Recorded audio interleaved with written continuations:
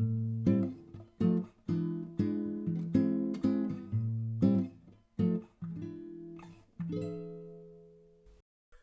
ben bonjour Elsa, comment ça va bien? Bon, ça va très bien, ça va très bien. Donc Elsa, toi tu es pas metteur en scène? Non. Tu travailles autour des spectacles. Ouais. Et qu'est-ce qu'il y a autour du spectacle, au-delà de la partie artistique? Qu'est-ce qu'il faut qu'on fasse en fait? Alors quand je travaille avec un metteur en scène, la première question que je lui pose, c'est ce spectacle, il est destiné à qui? Quel public déjà? Ça peut être un jeune public ou à du tout public. Si c'est un spectacle est destiné à la salle ou en extérieur, voilà, c'est aussi des questions très techniques, mais voilà, qui sont importantes, puisque ça va pas être à la fin du processus qu'il faudra se poser ces questions-là, c'est vraiment tout au début. Ensuite, l'étape d'après, c'est de savoir dans quel type de lieu on va aller, c'est ça? Ouais.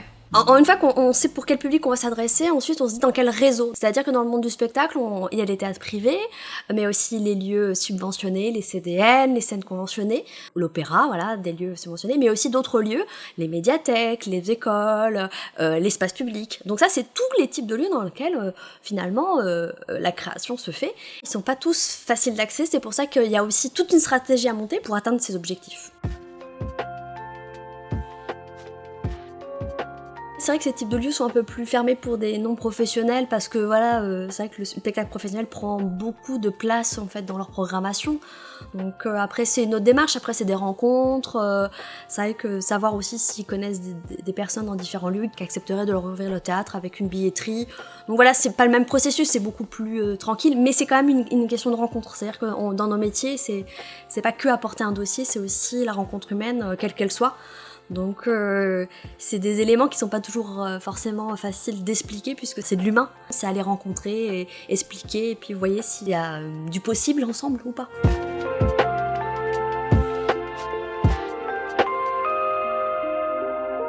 Oui, il faut bien sûr dissocier son argent personnel et l'argent en fait pour créer un projet. Donc généralement, c'est bien d'avoir une structure. Alors ça peut être une association, une SCOP, une SIC, ce que vous voulez. Donc en gros, il y a l'association, c'est les bénévoles qui vont gérer le truc, voilà. Et il y a la coopérative, donc ça peut être SCOP ou SIC. Voilà.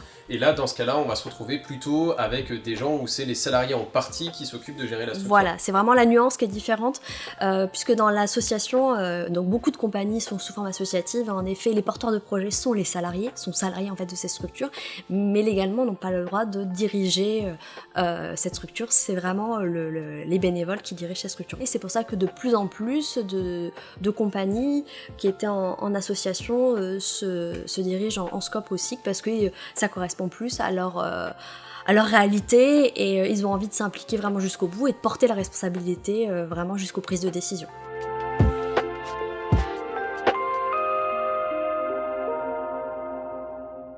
Alors mon métier il est particulier puisqu'en fait dans les compagnies on va dire on est un peu polycompétent. Dans un théâtre, il y a l'administrateur, le chargé de diffusion, le comptable. Et puis souvent, dans les équipes artistiques indépendantes, il n'y a qu'une seule personne qui fait ça. Et donc moi, j'ai été pendant des années cette seule personne, et toujours aujourd'hui.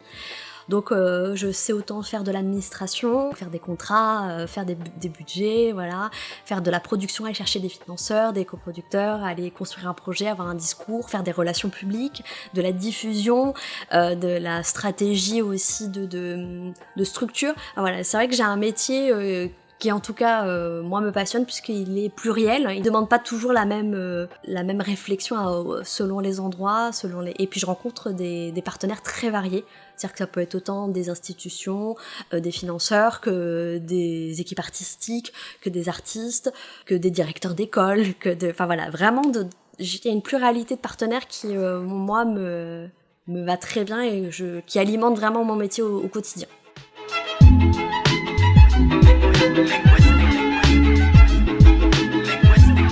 Nous, en fait, avec mes autres collègues, donc Amandine et Cécile, en fait, on vient vraiment de compagnie, donc on avait ce poste vraiment polycompétent, on faisait un peu toutes ces missions, et on a eu envie de pas travailler pour une structure, mais pour des structures, et apporter en fait toutes les compétences qu'on a acquises depuis des années pour des équipes qui ne peuvent pas, en fait, souvent avoir un salarié à 35 heures. On a une vraie réflexion autour de ces thèmes, notamment la diffusion, qui est vraiment un élément particulier. Donc on parle plus d'infusion pour nous, parce que ça doit infuser sur les territoires, infuser dans les scènes avec les partenaires.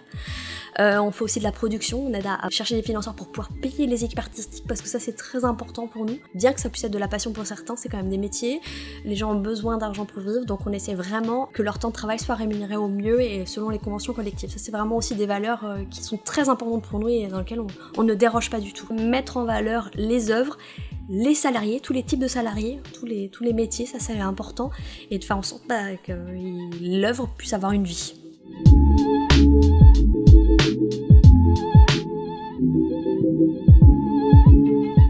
Alors il y a plusieurs possibilités, c'est-à-dire qu'il y a des gens qui sont en début de structuration, qui n'ont pas beaucoup d'argent, mais par contre qui ont vraiment envie de se professionnaliser, donc parfois ce qu'on fait c'est qu'on va les aider ponctuellement, vraiment quelques heures, qu'on va leur donner des devoirs à faire. Ils construisent en fait toute une stratégie pour pouvoir être reconnus, aller chercher des financeurs, donc ça peut être sur un temps infime, ça prend pas beaucoup d'argent, c'est en lien vraiment avec leur budget. On essaie aussi de développer en fait une pratique solidaire, un accompagnement solidaire, c'est-à-dire qu'on a des accompagnements conventionnés, comme un contrat en fait, on contractualise le travail entre notre bureau d'accompagnement et puis une équipe artistique, pour que les choses soient claires. Et parfois il y a des équipes artistiques qui n'ont vraiment pas beaucoup d'argent mais qui ont envie, donc on essaye de développer en allant chercher de l'argent ailleurs, du conventionnement solidaire, c'est-à-dire qu'on fait des heures de bénévolat pour aider les structures à quelques heures d'évoluer pour qu'à un moment donné elles puissent avoir un peu de financement et des moyens pour après aussi revenir et avoir du salariat, ou en tout cas employer quelqu'un quelques heures pour avancer. Après c'est une discussion aussi avec les équipes, puisqu'il y a des équipes qui tout de suite intègrent toutes ces questions financières, donc là on voit qu'on parle le même langage et donc on se dit qu'on peut avoir un accompagnement qui va être sain entre nous. Avec d'autres c'est un peu plus compliqué, et là on saurait qu'on ne se lance pas. On ne veut pas par exemple qu'ils nous payent nous si déjà ils ne se payent pas eux-mêmes, parce que ça apporte quelque chose qui est instable. Et à un moment donné, on sait que ça amène du conflit. Les gens puissent se rémunérer dans leur métier et après ils puissent passer par un tiers, notamment par nous, pour avancer.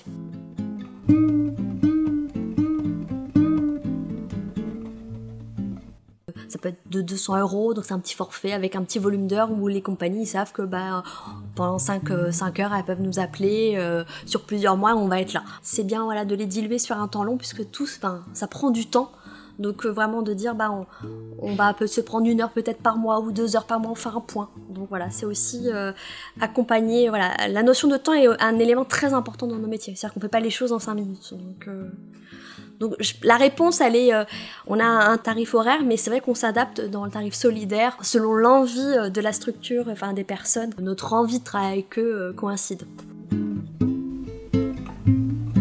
On travaille avec des équipes de Tours, mais pas que. On est vraiment sur toute la région centre, donc vraiment, n'hésitez pas, on est là. Si on peut vous aider, ça sera avec un grand plaisir. À très bientôt. Parfait, super. Merci beaucoup.